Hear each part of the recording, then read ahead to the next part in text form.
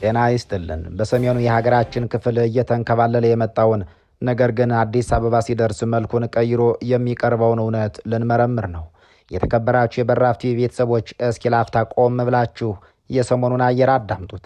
ከ4 ኪሎ ቤተ መንግስት የሚነፍሰው ንፋስና ከሰሜን ተራሮች የሚሰማው ጩኸት ተቃርኖ እንኳን የፖለቲካ ተንታኝን ተራውን ህዝብ ግራ የሚያጋባ ሆኗል። ሰሞኑን የመንግስት መገናኛ አውታሮችና የመከላከያ ሰራዊት አመራሮች በተደጋጋሚ የሚነግሩን አንድ ነገር አለ። ጠላት ተበታትኗል፣ አመራር የለውም፣ የሚመራው በውጭ ሀገር በሚኖሩ ብዙም ስብሰባ በሚገናኙ ዲያስፖራዎች ነው። መሬት ላይ ያለው ኃይል ተስፋ የቆረጠ መድረሻ ያጣ መንጋ ነው ይሉናል። ይህንን ሲናገሩ ቃላቶቻቸው የተመረጡ፣ ንግግሮቻቸው የተቀናበረ፣ መልእክታቸው ሁሉ ነገር በቁጥጥር ስር ነው የሚል የድል ዜማ ነው። ነገር ግን እውነትና ፕሮፓጋንዳ እንደ ዘይትና ውሃ ናቸው፣ ተቀላቅለው አይቀመጡም። መንግስት ተበታተኑ ባለን ማንግስት እነዚያው ተበታተኑ የተባሉ ኃይሎች የዞንና የወረዳ ከተሞችን ሲቆጣጠሩ እናያለን።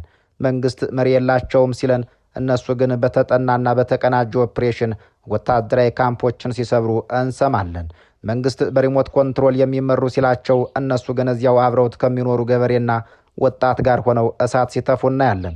እንዴት ነው መሪ የሌለው ሰራዊት መደበኛ ጦር የሚያንገዳግደው? እንዴትስ ነው ከዋሽንግተንና ከለንደን በሚላክ የፌስቡክ ትዕዛዝ ጎጃምንና ወሎን፣ ሸዋንና ጎንደር ላይ ያለው ወጣት ለሞት ደረቱን የሚሰጠው? የሰሞኑን የመንግስት ትረካ ወታደራዊ ሳይንስን የሚሞግት የታሪክን እውነት የሚጋፋ እና የህዝብን የማስተዋል አቅም የሚፈታተን ነጭ ፕሮፓጋንዳ ሆኖ አግኝተነዋል የሚሉት አያሌ ናቸው። እውነቱ ያለው የት ነው? በእርግጥ ፋኖ የሚባለው ኃይል መንግስት እንደሚለው የዘራፊዎች ስብስብ ነው ወይስ በፖለቲካና በወታደራዊ ስልት የተገነባ አማጽያን? መንግስትስ ለምንድን ነው ጠላቱን አሳንሶ የሚያቀርበው? ይህ አካሄድ በታሪክ ዋጋ ያስከፍላል ወይስ ድል ያቀዳጃል? ከሩቅ ምስራቅ እስከ ላቲን አሜሪካ፣ ከአውሮፓ እስከ አፍሪካ የነበሩ የሽምቅ ውጊያ ታሪኮችን እያነሳን የኢትዮጵያን የሰሞኑን እውነት እንመዝናለን። በተለይ ደግሞ የብሪታንያ መንግስት በአየርላንድ ታጋዮች ላይ ይነዘው የነበረው ፕሮፓጋንዳና የኢትዮጵያ መንግስት የሰሞኑ ትረካ እንዴት እንደ አንድ ሳንቲም ሁለት ገጽታዎች እንደሚመሳሰሉ ሲታዩ በእርግጥም ታሪክ ራሱን ይደግማል ማለታቸው አይቀርም። የዶላር ኃይል ወይስ የዓላማ ጽናት? የፕሮፓጋንዳ ጫጫታ ወይስ የመሬት ላይ እውነታ? ለሚቀጥሉት ደቂቃዎች አይናችሁን ከበራፍ ቲቪ ጀሮአችሁን ከኛ እውነት ላይ አታንሱ። የሰሜኑን ቋጠሮ የታሪክን ምስጢር ይዘን ወደ ውስጥ እንዘልቃለን። በኢትዮጵያ ፖለቲካ ሰማይ ስር እውነት እንደ ጧት ጤዛ እየረገፈች፣ ፕሮፓጋንዳ እንደ እኩለ ቀን ፀሐይ እየፋፋች ነው። በዚህ መሰናዶ ከስሜት ፈረስ ወርደን ከወገንተኝነት ሸለቆ ወጥተን በተራራው ጫፍ ላይ ሆነን በታሪክ ማማ ላይ ሆነን ትናንትና ዛሬን እንዲሁም ነገን እንመለከታለን።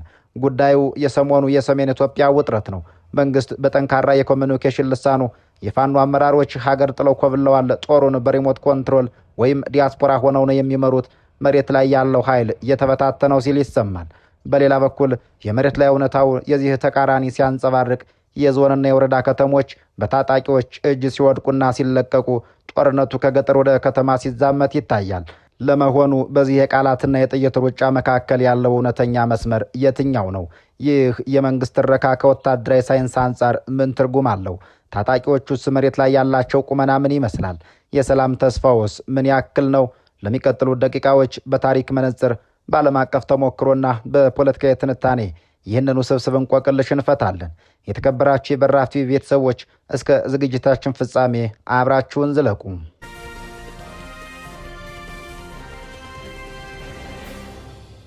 ማንኛውም መንግስት ህጋዊ ሉዓላዊነቱን ለማስከበር ሲል የሚገጥመውን የታጠቁ ኃይላቸው የፖለቲካ አካል አድርጎ የመቀበል ፍላጎትም ሆነ ግዴታ የለበትም። ይህ በኢትዮጵያ ብቻ ሳይሆን በዓለም አቀፍ የመንግስታት ታሪክ የተለመደ እውነታ ነው። የስልጣን ወንበር ባህሪው እንደ ቀናተኛ ሚስት ነው ይላሉ። አይን ያወጣ ተቀናቃኝን በፍጹም ማየት አይፈልግም። በዓለም አቀፍ የመንግስታት ታሪክ ውስጥ አንድ ያልተጻፈ ነገር ግን በደም የተጻፈ ህግ አለ። ማንኛውም በስልጣን ላይ ያለ መንግስት የቱንም ያህል በህዝብ የተጠላ ወይም የተወደደ ይሁን፣ የቱንም ያክል አቅም ይኖረው ወይም ይዳከም፣ ተነስቶ ለሚገዳደረው የታጠቀ ኃይል በቶሎ እውቅና አይሰጥም። ይህ ለምን ሆነ የተባለ እንደሆን አንድን መንግስት የሚያሰኘው ዋናው መርህ የጉልበት የበላይነት ወይም ሞኖፖሊ ኦፍ ቫዮለንስ መያዙ ነው። ማለትም በሀገሪቱ ውስጥ ሰውን የማሰር፣ የመግደል ወይም ቅጣት የመወሰን መብት ያለው እኔ ብቻ ነኝ የሚል እምነት ነው። ታዲያ በጫካ ወይም በከተማ ሌላ የታጠቀ ኃይል ተነስቶ የራሱን ህግ ሲያወጣ፣ ሰውን ሲያስርና ሲፈታ መንግስት ይህንን ኃይል አቻዬ ነው፣ ተደራዳሪ ነው ብሎ ከተቀበለ ያኔ መንግስትነቱ አበቃ እንደማለት ነው። ሁለት መንግስት በአንድ ሀገር የለም የሚለው መርህ በገዛ እጁ አፈረሰ ማለት ይሆናል። ስለዚህ ታሪክ እንደሚያስተምረው መንግስታት ጦርነትን የሚጀምሩት በብረት ሳይሆን በቅጽል ስም ወይም ሌቭሊንግ ነው። ይህንን እውነት ለማረጋገጥ የታሪክን መዝገብ እናገላብጥ። አሜሪካ ዛሬ ዴሞክራሲ አባት ብላ የምትጠራውን ጆርጅ ዋሽንግተንን እንውሰድ። እኛ ዛሬ በታሪክ መጽሐፍ ጀግናው ጀነራል እንለዋለን። ነገር ግን በወቅቱ የነበረው የእንግሊዝ ንጉስ ጆርጅ ሳልሳዊ ዋሽንግተንን ምን ብሎ የጠራው እንደነበር ያውቃሉ? አሸባሪ፣ ከዳተኛና የህገ ወጥ አማጽያን ብሎ የጠራው ነበር።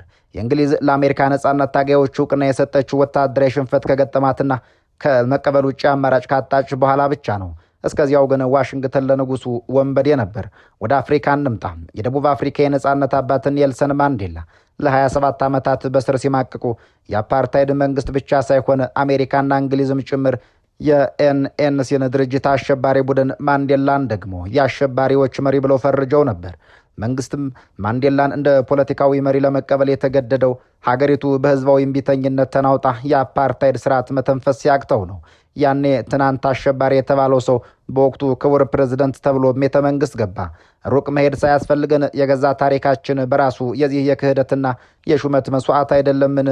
በኢትዮጵያ የፖለቲካ መዝገብ ወንበዴ ተብለው ወደ ጫካ የገቡ በኋላም ክቡር ተብሎ ቤተ መንግስት የገቡ ከዚያ መልሰው ሌላውን ወንበዴ ብለው የፈረጁ ሰዎች ታሪክ ሰፊ ምዕራፍ አለው። የደርግን ዘመን ለዚሁ ነጥብ ጥልቅ ማሳያ አድርገን እንመልከተው። ኮሎኔል መንግስቱ ኃይለማርያም እስከ ስልጣናቸው መጨረሻ ሰዓት ድረስ ሰሜን ላይ ያገረሸውን ጦርነት የሚመሩትን ኃይሎች ማለትም ህወሓትንና ሻዕቢያን እንደ አቻ የፖለቲካ ድርጅት ፈጽሞ ሊቀበሏቸው አልፈቀዱም። በዚያ ጊዜ በቤተ መንግስት ሚዲያ ይሰማ የነበረው ቋንቋ ጥቂት ወንበዴዎች፣ የውጭ ተላላኪዎች፣ በንፋስ የሚወሰዱ ገለባዎች የሚል ነበር። መንግስቱ ኃይለማርያም ለድርድር ለመቀመጥ ፈቃደኛ ያልሆኑት እነዚያን ወንበዴዎች እውቅና መስጠት ማለት የራሳቸውን መንግስታዊ ህልውና መካድ መስሎ ስለታያቸው ነው። ነገር ግን ታሪክ የሚገርመው እዚሁ ላይ ነው። እነዚያ ጥቂት ወንበዴዎች የተባሉት የሽምቅ ውጊያውን አጠናክረው መሬት ተቆጣጥረው በመጨረሻ አዲስ አበባ ሲገቡ ስማቸው ተቀየረ። የሽግግር መንግስት ተባሉ። ትናንትና ወንበዴ የነበረው ዛሬ የመንግስት ራስ ሆነ። ታሪኩ ግን እዚያ ላይ አላበቃም። እነዚያ ትናንት እውቅና ተነፍጎን ነበር ብለው ወደ ስልጣን የመጡት የኢህአዴግ መሪዎች በስልጣን ዘመናቸው ኦነግን፣ ግንቦት ሰባትንና ሌሎች ተቃዋሚዎችን አሸባሪ ብለው ጠሯቸው። ፓርላማ ገብተው አዋጅ አውጥተው እነዚህ የፖለቲካ ፓርቲዎች አይደሉም የጥፋት ኃይሎች ናቸው ብለው ፈረጁ። ለምን የተባለ እንደው ምክንያቱም ማንኛውም በዙፋን ላይ የተቀመጠ አካል ከታች ሆኖ ወንበሩን የሚነቀንቅን አካል ተፎካካሪ ነው ብሎ መቀበል ለስልጣኑ አስጊ ስለሚሆንበት ነው። ይህ የሚያሳየው አንድ መራራ እውነት በፖለቲካው ዓለም እውቅና ወይም ሪኮግኒሽን የሚባለው ነገር እንደ ስጦታ የሚሰጥ አይደለም። እውቅና የሚመጣው በጉልበት ተገዶ ነው። አንድ መንግስት አማጽያንን የፖለቲካቸዎች ናቸው ብሎ ለመቀበል የሚገደደው አማጽያኑ ፈጽሞ ሊጠፉ እንደማይችሉ ሲያውቅ የመንግስትነት ህልውናው አደጋ ላይ ሲጥሉ ወይም ዓለም አቀፍ ጫና ሲበዛበት ብቻ ነው። እስከዚያው ሰዓት ድረስ ግን እስከዚያው ድረስ እነሱ እኮ የሉም፣ መሪ አልባ ናቸው፣ የውጭ ቅጥረኞች ናቸው የሚለው ዜማ ይቀጥላል። ይህ ውሸት ስለሆነ ሳይሆን የስልጣን ተፈጥሮ ወይም ኔቸር ኦፍ ፓወር ስለሆነ ነው። ስልጣን ልክ እንደ ግንብ ነው። በሩን የሚከፍተው ለሚያምኳኳ ሁሉ ሳይሆን ግንቡን ማፍረስ ለሚችል ኃይል ብቻ ነው ይባላል። ዛሬ የምንሰማው የመንግስት ፕሮፓጋንዳና የታጣቂው ኃይል እውነታ ቅራኔ አዲስ ክስተት ሳይሆን በታሪክ መዘውር ላይ የሚሽከረከር የማይቀር የስልጣን ትግል ዑደት አካል መሆኑን የሚካድ አይደለም። መንግስት የፋኖ መሪዎች ኮብለዋል፣ ዲያስፖራ ናቸው ሲል ይህን የሚለው ለሁለት ስትራቴጂካዊ ዓላማዎች ነው።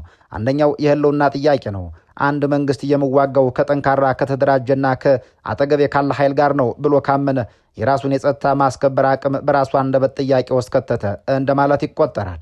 በመሆኑም መንግስት ለራሱ ደጋፊዎችና ለዓለም አቀፉ ማህበረሰብ ለማሳየት የሚፈልገው ምስል እኔ ያለሁት ከተበተኑ የዘራፊ ቡድኖች ጋር እንጂ ከመደበኛ ተቀናቃኝ ጋር አይደለም የሚል ነው። ይህ የፕሮፓጋንዳ ስልት ተቀናቃኝን ህጋዊ ሞራላዊ መሰረት ማሳጣት ይባላል። መሪ የሌለው ሰራዊት ራዕይ የሌለው መንጋ ተደርጎ ይቆጠራል። ሁለተኛው የዲያስፖራ ፖለቲካ ካርድ የሚሰኘውን ለመጠቀም ነው። በኢትዮጵያ ፖለቲካ ውስጥ ዲያስፖራ ያለው ተጽዕኖ ከፍተኛ መሆኑ የሚካድ አይደለም። መንግስት ይህንን እውነታ በመጠቀም የሀገር ውስጥ ችግሮችን ወደ ውጭ ኃይሎች ወይም ወደ ውጭ የሚኖሩ አካላት በመግፋት የሀገር ውስጥ ድጋፍን ለማሰባሰብ ይሞክራል።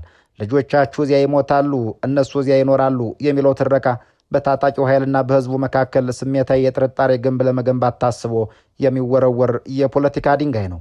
ነገር ግን ይህ የመንግስት ትረካ ሙሉ በሙሉ እውነት ነው ወይስ ስልት? መልሱ በመሃል ላይ ነው።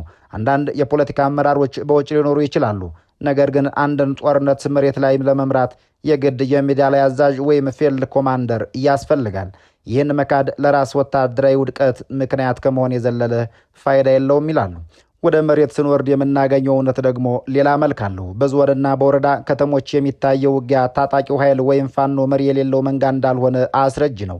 ነገር ግን እዚህ ላይ አንድ ወሳኝ የሆነ የታሪክ ሚዛን መጠበቅ አለብን። ፋኖዎች ከተማን የሚቆጣጠሩበት መንገድ የመደበኛ መንግስት አካሄድ ሳይሆን እነሱ የሚከተሉት ያልተመጣጠነ የጦርነት ስልት ነው። የዚህ ስልት ዋና ባህሪ ቦታን ተቆጣጥሮ መቆየት ሳይሆን የመንግስትን መዋቅር ማፍረስና የሰራዊቱን እንቅስቃሴ መግታት ነው። መንግስት መሪ የላቸውም የሚለው ታጣቂዎቹ እንደ መደበኛ ሰራዊት አንድ ማዕከላዊ ጀነራል ወይም አንድ ቢሮ ስለሌላቸው ሊሆን ይችላል። ያም ቢሆን አሁን ጀነራል አላቸው። በዘመናዊ የሽምቅ ውጊያ ታሪክ ያልተማከለ አመራር ራሱ አንድ ትልቅ ጥንካሬ ነው። እያንዳንዱ የየአካባቢው አዛዥ በራሱ የሚወስንበት፣ አንዱ ቢመታ ሌላው የሚተካበት መዋቅር ስላላቸው ለመንግስት መደምሰስ አስቸጋሪ ሆኖበታል። ታጣቂዎቹ ከተማ መቆጣጠራቸው ወታደራዊ ጥንካሬያቸውን ሲያመላክት፣ ከተማውን ለረጅም ጊዜ አስተዳድሮ የመቀጠል አቅም ላይ ግን ገና ክፍተቶች እንዳሉባቸው ያመላክታል። ይህ የሚያመላክተው ጦርነቱ አሸናፊና ተሸናፊ በግልጽ የማይለይበት በመንግስት ጥንካሬና በታጣቂዎች ስልት መካከል የሚደረግ የድብብቆች ጨዋታ መሆኑን ነው። ይህንን ክስተት ከኢትዮጵያ ወጥተን በዓለም አቀፍ ታሪክ መስዋዕት እንመልከተው። ታሪክ በምሳሌዎች የተሞላች ናት። በኮሎምቢያ የፋርክ አማጽያን ለ50 ዓመታት ከመንግስት ጋር ሲዋጉ የመንግስት ፕሮፓጋንዳ ሁሌም የነጋዴዎች መሪዎቻቸው በጫካ የተደበቁ ወንበዴዎች ይላቸው ነበር። ነገር ግን ፋርክ የሀገሪቱ 1/3 ይቆጣጠር ነበር። እዚህ ላይ መንግስት ትክክልም ስህተትም ነበር። ወንበዴዎቹ ነበሩ፣ ግን ደግሞ የፖለቲካ አቅም ነበራቸው። ላፍታ ዓይናችሁን ጨፍኑና ወደ ደቡብ አሜሪካ ጥቅጥቅ ያለ ጫካ ወደ ኮሎምቢያ ምድር እንውረድ። ታሪኩ የቅርብ ጊዜ ትዝታ ነው። ለግማሽ ምዕት ዓመት ያክል ለ50 ረጅም ዓመታት በዚያች ሀገር ሰማይ ስር 2 የማይታረቁ ዓለማት ነበሩ። አንደኛው በዋና ከተማዋ ቦጎታ በሚገኙ ዘመናዊ ቢሮዎች የሚነገረው የመንግስት እውነት ሲሆን፣ ሁለተኛው ደግሞ በጫካውና በገጠሩ የሚተገበረው የፋርክ እውነት ነበር።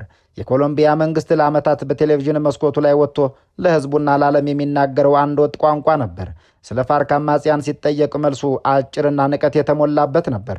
እሱም እነርሱ የፖለቲካ ዓላማ የሌላቸው፣ እነሱ በጫካ የተደበቁ የዕፅ ነጋዴዎች ናቸው የሚሳይ ነበር። መሪዎቻቸውም ህዝብ የጠላቸው ወንበዴዎች ናቸው ይል ነበር። መንግስት ይህንን ሲል ዋሽቷል ማለት አይቻልም። ፋርክ የዕፅ ንግድ ውስጥ እጁ ነበረበት፣ አፈናም ይፈጽም ነበር። ነገር ግን መንግስት የደበቀው አንድ አስፈሪ እውነት ነበር። በካርታው ላይ ሲታዩ እነዚያ ወንበዴ የተባሉት አማጽያን የኮሎምቢያን መሬት ሲሶ ወይም 1/3 ሙሉ በሙሉ ተቆጣጥረውት ነበር። አንድ ሉዓላዊ ሀገር ከግዛቱ 1/3 የራሱ ፍርድ ቤት፣ የራሱ ታክስ፣ የራሱ ፖሊሲ በአቋቋሙ ወንበዴዎች እጅ ወድቋል እንደማለት ነው። መንግስት በዋና ከተማው አሸንፈናቸዋል፣ ተደብቀዋል እያለ ሪፖርት በሚያቀርብበት ሰዓት ፋርክ ግን የራሱን ግዛት ፈጥሮ በሚሊዮን የሚቆጠር ህዝብ ያስተዳድር ነበር። ይህ የታሪክ ምዕራፍ የሚናገረው የእውነት 2 ገጽታ ነው። መንግስት በፕሮፓጋንዳው ልክ ነበር። ጠላቶቹ ወንጀለኞች ነበሩ። ነገር ግን መሬት ላይ ሲወርድ ተሳስቶ ነበር። ምክንያቱም ወንጀለኞች ብቻ ሳይሆኑ ሀገር የሚያስተዳድሩ የፖለቲካ አቅም ያላቸው ኃይሎች ነበሩ። መንግስት ይህንን የማይመች እውነት ለመቀበል 50 ዓመታት ፈጀበት። በመጨረሻም ወንበዴዎች ናቸውና አልደራደርም ያለውን ምሎ መገዘቱን ትቶ ያን ሁሉ ፕሮፓጋንዳ ወደ ጎን አድርጎ ከነዚያ የዕፅ ነጋዴዎች ጋር ጠረጴዛ ዙሪያ ለመቀመጥ ተገደደ። የቱንም ያህል ስም ብታወጣለት፣ የቱንም ያህል ብታንኳስሰው መሬት ተቆጣጥሮ ህዝብ ይዞ የተቀመጠን ኃይል በቃላት ብቻ ማጥፋት እንደማይቻል የኮሎምቢያ ጫካዎች በታሪክ ቀለም ጽፈው አስቀምጠዋል። በአየርላንድ IRA ትግል ወቅትም እንግሊዝ እነዚህ ሽብርተኞች ናቸው፣ መሪዎቻቸውም ከአሜሪካ ዲያስፖራ ገንዘብ የሚሰበስቡ ናቸው ትላቸው ነበር። እውነት ነው፣ ዲያስፖራው ይረዳ ነበር። ነገር ግን በመሬት ላይ ያለው ወጣት በራሱ ተነሳሽነት ይዋጋም ነበር።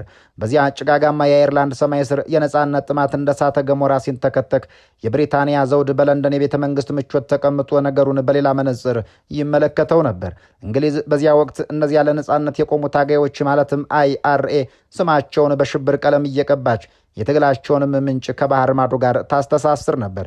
የንጉሳዊ ቤተሰብ ፕሮፓጋንዳ እንደ ጦር ሰራዊቱ ሁሉ ጠንካራ ነበር። እነዚህን ሰዎች ልብ በሏቸው። ጉልበታቸው የራሳቸው አይደለም፣ የጥፋት አቅማቸው የሚመነጨው ከአሜሪካ ዲያስፖራ በሚላክላቸው ዶላር ነው ሲሉ ዓለምን ለማሳመን ጣታቸውን ወደ ምዕራብ ዓለም ቀሰሩ። እውነት ነው፣ ይህ ክህደት አልነበረም። በቦስተንና በኒውዮርክ የመጠጥ ቤቶች፣ በአሜሪካ ከተሞች በሚገኙ የአየርላንድ ማህበረሰቦች ዘንድ ለወገን የደረሰ እጅ ይዘረጋ ነበር። የናፍቆትን በየታከለበት ዶላር ውቅያኖሱን አቋርጦ ለትግሉም ይደርስ ነበር። ነገር ግን እንግሊዝ የሳተችው ወይም ሆን ብላ የካደችው አንድ መራራ እውነት አለ።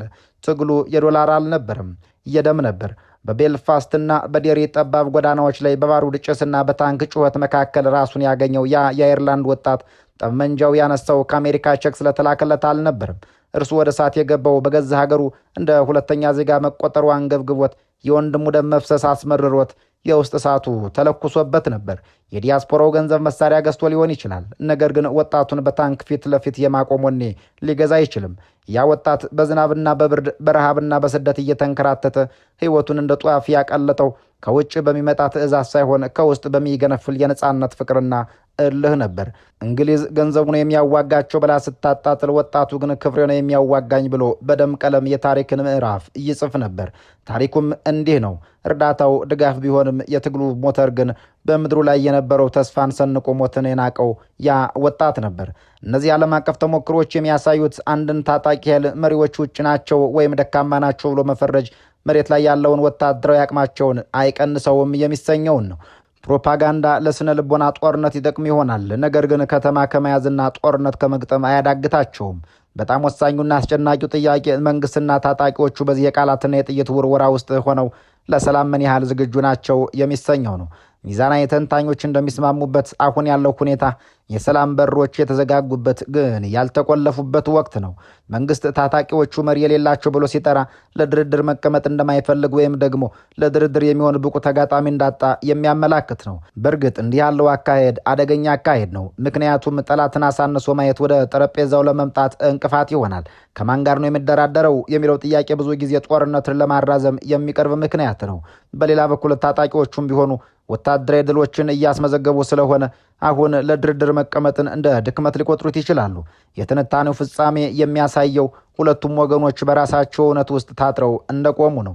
የመንግስት ፕሮፓጋንዳ ዓላማው የህዝብን ተስፋ ወደ መንግስት መመለስ ሲሆን፣ የታጣቂዎቹ ተግባር ደግሞ የመንግስትን ፕሮፓጋንዳ በድርጊት ማጋለጥ ነው። የሰሞኑን የመንግስት ረካ ፍጹም ውሸትም አይደለም፣ ፍጹም እውነትም አይደለም። በጦርነት ጊዜ እውነት የመጀመሪያው አሟች ናት እንደሚባለው ይህ ትረካ የመንግስት የፖለቲካ ስትራቴጂ አካል ነው።